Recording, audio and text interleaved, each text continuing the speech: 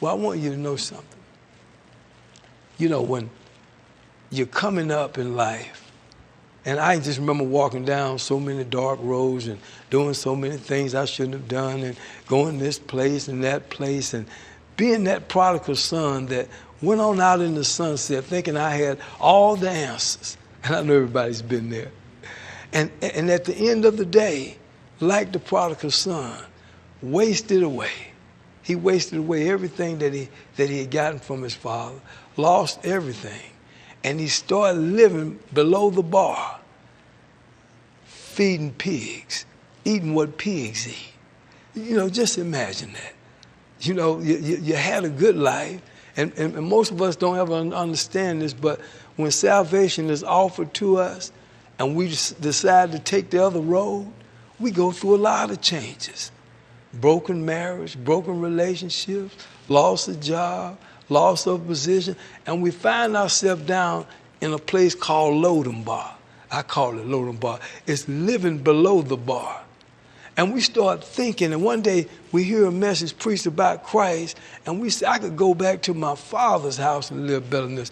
And so when the prodigal son said, I could just go back home to my father's house. But when the father saw him coming, he didn't think about what he had done. He didn't think about where he had been. He didn't think about he had squandered off all the wealth. He just got a robe for him and a ring, and he was waiting for him. And he had a feast that day. I want you to know something, that when we get off track and we move in the wrong direction, taking those detours because of pride, because of what we want to do, being arrogant, it all goes back to pride. Then we block the miracle blessings that God has for us because of the decision we made. Now I understand why death and life are in the power of the tongue. We got to speak what the word says and then be willing to put our pride down and let God lead and direct us, and we don't have to go on the detour.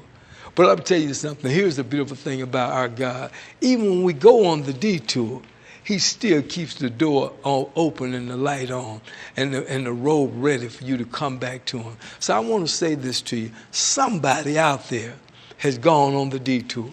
Somebody out there missed it and maybe operated in pride, maybe lost a loved one or lost a family member and lost their children and their finances, lost everything.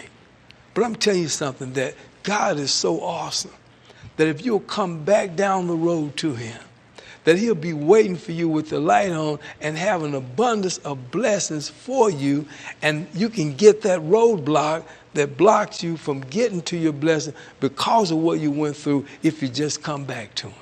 So I want y'all to just take that and put that in your heart. That's what this story is really saying to us, that we went out, we did things we shouldn't have done. We've been this place, that place. I know I have. Made all kind of mistakes. Walked down the dark roads. Even those of you that's in prison, don't allow your present position to determine the destiny that God has for you.